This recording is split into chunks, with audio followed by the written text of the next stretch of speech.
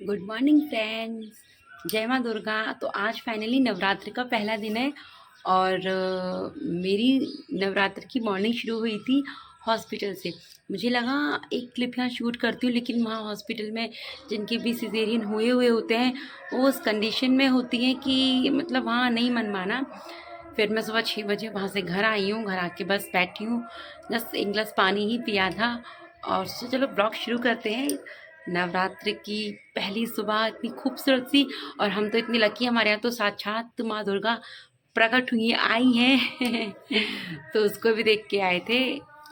और मतलब बहुत सारी प्रॉब्लम्स एकदम से हो रही हैं, पर चलो कोई बात नहीं, बाद में बताती हूँ जो भी प्रॉब्लम है। और बताइए आप सभी का ये नवरात्र 9 दिन का त्यौहार शुरू होने वाला है, कैसा लग रहा है? मतलब अच्छा ही लगता है ना, सब कुछ कितना अच्छा अच्छा हो जाता है। 9 दिन माता रानी की आराधना के होते हैं। तो चलिए सब बात से ही अब जल्दी जल्दी कर काम करते हैं। पूजा पाठ करनी है, माता रानी की स्थापना करनी है, सब कुछ करना है। Let's go. तो फ्रेंड्स बस नवरात्रि वाले दिन शुरू हो चुकी थी मेरी दिनचर्या। एक गिलास पानी के साथ मैं डेली एक गिलास पानी ज़रूर पीती हूँ। मैं तो मेरा देखिए घर का काम कर ही रही थी, लेकिन मेरी बेटी को बहुत ज़्यादा, मतलब बेटियों को एक्साइटेड होती हैं नवरात्रि पर। देखिए ये कर रही है मंदिर की सफाई। हमें मतलब जो है कि यहाँ पे सिर्फ मैं कान्हा जी स्थापित किए हुए थे, लेकिन फिर मैं नवरात्रों में माता रानी की मूर्ति तस्वीर भी लेके आई थी, तो वो भी यहाँ लगानी थी। फिर देखिए मैं भी नहा धोकर हो गई थी रेडी, और नवरात्रों के लिए मैंने रेड सूट वेयर किया था और देख रही थी सिंदूर नहीं लगाया है, तो बस वो लगाना है जब तक मेरी बेटी आ गई थी। फिर जो मैंने एक दिन पहले शॉपिंग की थी ना, जो नवरात्र से रिलेटेड वो सारा सामान होता है वो लेके आते हैं ना अपन, तो फिर वो सामान भी मैं निकाल रही थी। और फिर देखिए हमने हमारे कान्हा जी को नहला धुला दिया था इनको, और यहाँ पे हटा के मुझे मतलब रेड कपड़ा बिछाना था, क्योंकि रेड कपड़ा जब होता है ना मंदिर में रेड, तो एक अलग ही एनर्जी आती है देखते ही, मतलब बहुत अच्छा फील होता है। और देखिए मैं बस यही सब काम कर रही थी, ओपन कर रही थी। ये माता रानी की तस्वीर है इसको, और मेरे साथ मेरी बेटी भी थी, मेरा बेटा भी था। हम दोनों, अब इसमें ना मेरी बड़ी बेटी नहीं है, क्योंकि बड़ी बेटी गई है अपनी मासी के पास।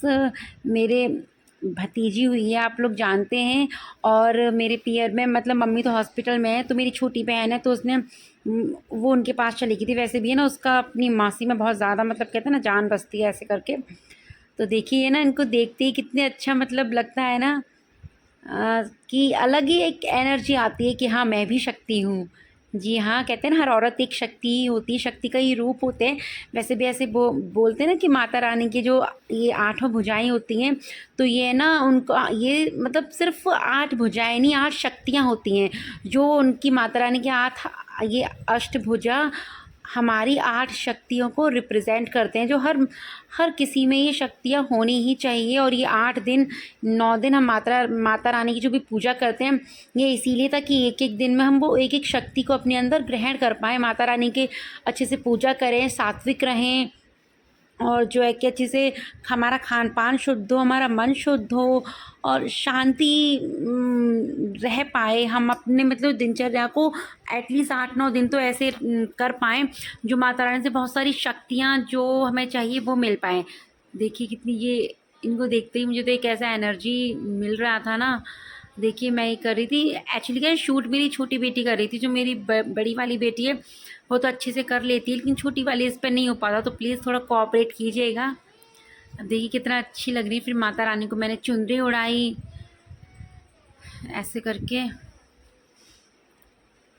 मुझे ना मतलब काफ़ी अच्छे से, ये नए घर में हमारी पहली नवरात्रि थी, तो जैसे मैं सेलिब्रेट करने की सोच रही थी वैसा नहीं हो पाया, तो चलो कोई नहीं, अगली बार देखेंगे। मुझे था कि मैं बहुत अच्छे से नवरात्रि करूँगी।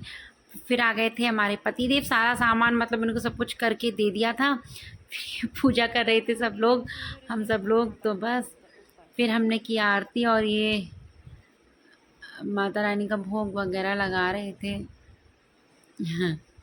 इनको तिलक वगैरह लगाया, चावल अर्पित किए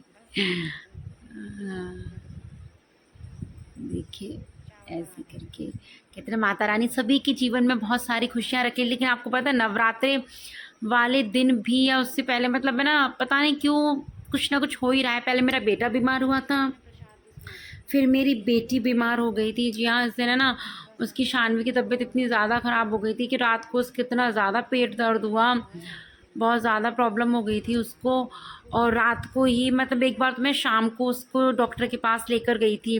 फिर शाम को डॉक्टर से हम दवाई भी ले आए, उन्होंने सब कुछ कहा कि ठीक हो जाएगी।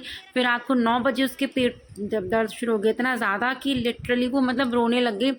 फिर उसके पापा उसे मतलब हॉस्पिटल लेके गए, तो हमारे पास में ही है हॉस्पिटल, वहाँ उसे तुरंत एडमिट किया।